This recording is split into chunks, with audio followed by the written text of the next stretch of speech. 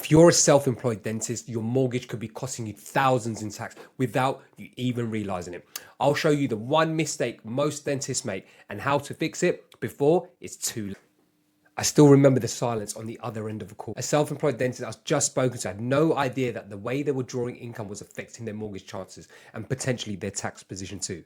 It hit me because many dentists have been there themselves, thinking everything was fine because the numbers look great on paper. But in reality, the way you structure your income as a self-employed professional can trip you up when you're applying for a mortgage and when dealing with HMRC. As dentists, especially those who are self-employed, you often think of the tax and mortgages are two completely separate conversations. One for your accountant, one for your broker. But they're more connected than most people realize. Here's the problem. If your income has been structured for tax efficiency, like keeping drawings low or reinvesting heavily into practices, you might look great to HMRC, but not to a lender. And then if you try to catch up before applying for a mortgage, it could result in a tax bill you weren't expecting. I've seen clients delay buying for a year because of this exact scenario. It's not just about affordability, it's about avoiding expensive mistakes and missed opportunities. A few key things that you need to be aware of as a self-employed dentist. So low declared profit equals low borrowing power.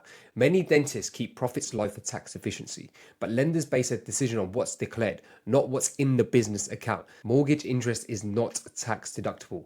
If you're buying your residential home personally, mortgage interest isn't tax deductible. But if you're buying for a limited company, say for a practice or an investment property, the interest can be offset against profits, which could reduce your corporation tax. Using your home for work.